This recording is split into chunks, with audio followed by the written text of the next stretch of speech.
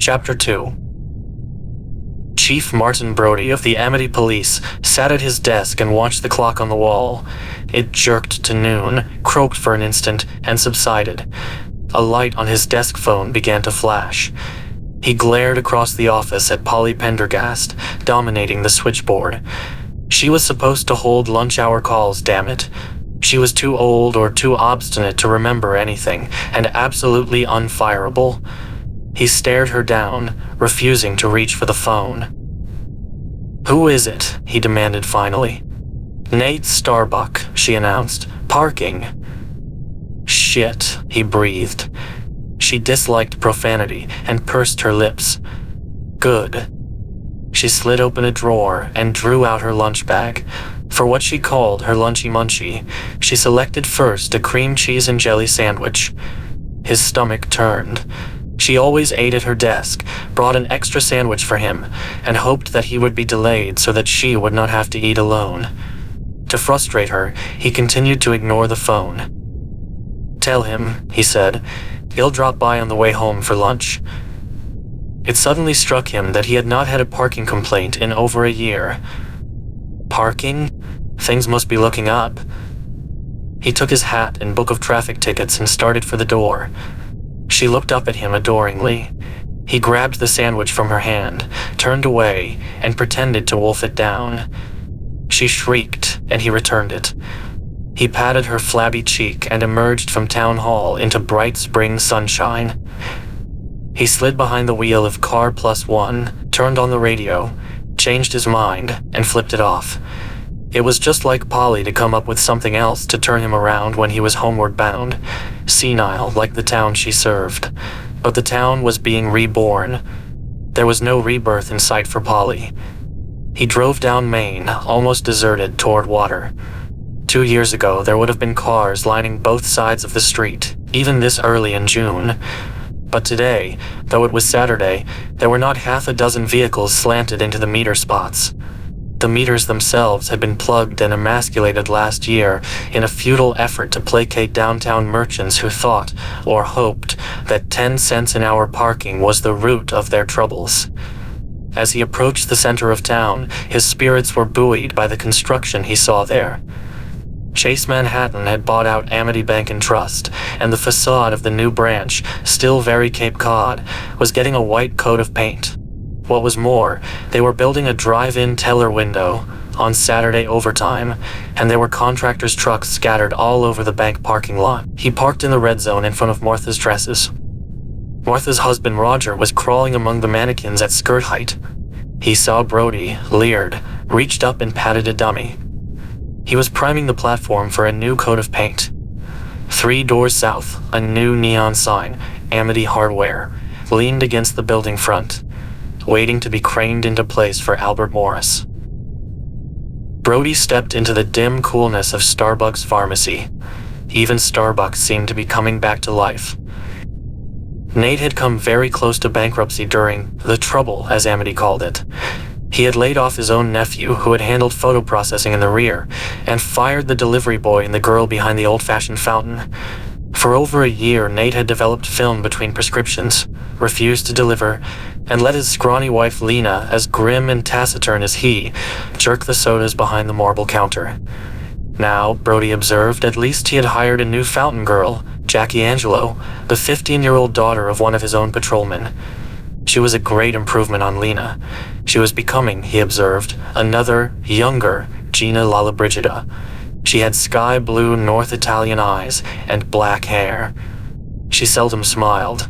When she did, her eyes danced, her nose crinkled, and her hand flew to her mouth to hide the most blatant braces in town. She winked at Brody as he passed, rolled up her eyes in resignation, and pointed to the prescription counter. Starbuck, lank survivor of a line of Bedford whaler merchants, was standing behind the prescription window typing out a label. The typewriter was a Woodstock which, Brody was sure, was worth more as an antique than Nate's whole store. Starbuck was fantastic.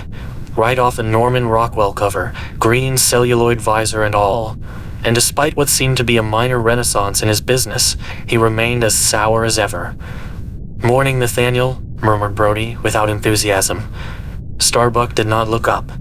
He drew the label across a sponge and plastered it carefully onto a bottle. He put the vial on the counter. Your wife phoned yesterday, her thyroid pills. What's the parking problem?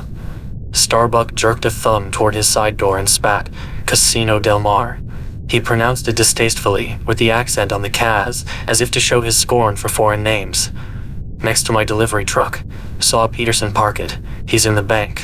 He stared at Brody. On a Saturday. You think he's trying to rob it? Shouldn't wonder, but not with a gun. Bank don't open for me on Saturday. Maybe you don't owe them enough money. Starbuck's eyes went cold. Don't everybody? Except, he added significantly, them as sold their property. I shouldn't have sold? Brody snorted. Starbuck shrugged. Good business to sell. Wish I'd had beach. A crummy 100 feet, Nate? Just about everybody's sold. Christ, how much you think I got for it? None of my business. No, agreed Brody. Look, Peterson, you couldn't park in the bank's lot. It's full of trucks. Yours is empty. What difference does it make? Starbuck's lips grew thinner. Township ordinance, ain't it? Pharmacy customers only? He shrugged. Of course, you might be afraid to ticket him. Hadn't thought of that. Brody spun on his heel and strode through the side door. Peterson's Monaco with New Jersey plates and Casino Del Mar gilded discreetly on the doors was parked next to Starbuck's delivery van. He glanced up at the wall of the building.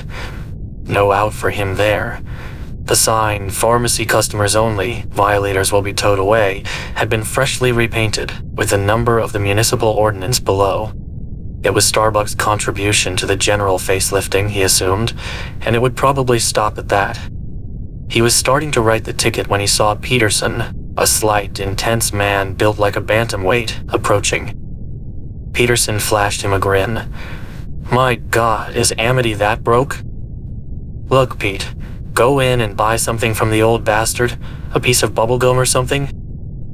Peterson thanked him and entered the store. Brody put his citation book away and went back to car number 1. He surveyed the street again. It was really looking pretty good. The man he had sent inside was saving the town, and idiots like Starbuck didn't even seem to know it. He'd forgotten Ellen's pills, but it was too nice a day to face Starbuck twice. He climbed in and drove home to lunch. Sean, sighed Ellen, are you going to finish your succotash or not? Brody sipped his beer, tilted back his chair, and observed his younger son's plate across the table. 11 peas in shotgun offense were lined up in the shadow of their own goalposts. 11 corn kernels, the Jets, opposed them in a 4-3-3-1 formation. Obviously, Buffalo was in deep trouble, but not for long. Fascinated, Brody watched O.J. Simpson slice off tackle, propelled by a single tine of Sean's fork. The deep safety seemed about to get him when the point, flashing from nowhere, impaled him. O.J. sped for the edge of the dish. Way to go, murmured Brody, finishing his beer. Ellen was not amused. If he's through, I'd like to wash his plate. Come on, Ellen, said Brody. You see that block? Fastest fork in the East. She whisked the dish away over Sean's protests. Don't forget Mike, she reminded Brody. He hadn't forgotten, just put it off until after lunch. Mike had conned his mother into serving on the Amity Boat Club Junior Race Committee. She had busted her tail to arrange next Sunday's junior regatta. He had got his younger brother all steamed up about crewing for him. And then Mike had apparently quit cold. The boat looked like hell. His rigging needed tuning. He had a rip in his mainsail, and he hadn't run the course to Cape North Light since late last summer. Heavily, Brody stood up. Sean stood too. Brody eased his belt. So did Sean. Brody squatted suddenly, eye level to his son. Hey, how about we go surfing? Maybe a little swim tonight off the casino. Sean grinned. He was missing a tooth. Even the hole was beautiful. No way, said the little boy, pretending a bite. Suddenly, impulsively, he kissed Brody and scampered out the kitchen door. At least, thought Brody, there's that. Reluctantly, he climbed the stairs. Ellen Brody began to pull on a rubber dishwashing glove. Then she remembered that it had a split in the forefinger and pulled it off disgustedly. She poured Joy into the sink and followed it with scalding water from a leaky faucet, splattering her blouse. She cursed, keeping it quiet so that she would not scare Sean away, for she knew he was at the laundry room workbench, painting the tiller from his brother's boat, in accordance with some heavy contract having to do with the regatta. If he heard her washing the dishes, he would be halfway to Amity Beach by the time she wanted him to dry them. She immersed her bare hands in the water and flinched. Brody was supposed to have brought home another pair of gloves from Amity Hardware yesterday. He didn't give a damn if her hands tuned to a washerwoman. As a matter of fact, she wouldn't even need the gloves if he'd fixed the dishwashing machine instead of spending last Sunday rigging the stupid boat with Mike and Sean. And now summer was here, and she'd lose him for 3 months to the GD town. Not that that mattered. She already seemed to have lost him to her sons. "Sean," she called. Dead silence. But the creaking of the screen door told her that she'd not gone unheard. "Hostess Ding Dong?" she called, sneakily. There were none, but all was fair in love and war. And it was his week to help with the dishes. Sean entered, unsuspecting. "Hi," he smiled. There was a spot of white paint on his nose. She wiped it off and handed him a dish towel firmly. "Hi there. How's the boat?" He looked at the towel, as if he'd never seen one. "We got ding-dongs? You ate them all last night, remember? You said..." I was thinking out loud. I didn't know there was anybody out there. Nobody answered. She handed him a plate. "Don't drop it," she warned. "I mean ice." He scowled. "Mike says I gotta finish painting the tiller or I can't crew on the regatta after the dishes." "Aw, Mom, Dad." He's up talking to Mike. "Now wipe, you little gold brick," she added to herself, "or I'll strangle you with the towel." He began to wipe, slowly. "I'll never get the boat done, and he won't let me crew." "Sean," she said seriously, "now I want you to listen, and I want you to remember." He looked up at her. His lower lip was out. His eyes were hostile. He was the picture of a spoiled, pampered brat. His father would hardly have recognized him. "Yeah? If you don't help me, today, and for the rest of the week, there will be no junior regatta." "How come?" "Because you ain't gonna have no race committee chairperson. How do you like them apples?" "Aw, Mom." "I mean it." He wiped a little longer, then smiled. "He wouldn't let you quit." "Dad? What do you mean, he wouldn't let me quit?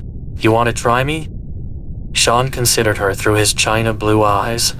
He decided not to press the argument. "No." "Okay," she subsided. Still steaming inside, she finished washing the dishes. Let her quit? What did they think she was? A slave? The trouble was, they were probably right. Brody stood at Mike's desk by the bedroom window. He leafed through Skin Diver magazine while he gave his angry son, lying on his bed, time to cool off. Helping him buy the boat, then, hadn't done the end. The magazine was the top issue of a pile a foot high. Brody stopped at a 2-page ad from U.S. divers, full color, center spread. A macho diver, who wore a husky mustache, dripped with seawater and gleaming new equipment. A model, who looked as if her rubber suit had been sprayed onto her, glazed at him with a wet-eyed with lust. The bastards, he thought, money-grabbing bastards. "What are you gonna do, burn them?" complained Mike, addressing the ceiling. "It's not porn." He regarded his older son. Mike looked tired. He had skipped lunch, not only today, but yesterday too. The hunger strike revolved around the printed form that his friend Andy had picked up at the Aquasport Diving Center, and given to Mike. Andy's father had signed his, and Andy was presumably deep into a scuba diving course. It would be a cold day in hell before Brody signed Mike's. He tapped the pile of magazines. "No, Mike, I wish it was porn." "You do? Okay, I can take care of that." His voice was strangled. "Magazine rack at Starbucks. Jackie won't even open them. They're so raunchy." "Sure. I saved the money for the course. I can buy the porn instead." "Take it easy, Mike." His son rolled over, facing him. "Then, see, Dad, while Andy and Chip and Larry, and everybody else in the crummy town is diving, I can, lie up here with Gallery and—" "Cool it," Brody barked. "Look, if you want to swim, use town pool. Your baby brother's got more sense than you, and he was on the beach. You were in the ocean." "In the ocean," squeaked Mike. "For the last time, I can swim like an eel. I live on an island, and I'm not allowed to. You can sail. And that took like an act of Congress. I'm tired of the dumb laser. You're the best sailor in town. Look, I want to be the best scuba diver instead, okay? It's my life, lol. Cool it." Brody's voice lashed across the room. He moved from the desk, overturning the chair. His son stared at him, shocked. Brody stepped to him, reached out. Mike flinched. God, did he think he was going to get hit? Brody felt his forehead. It was hot. Maybe he had a fever.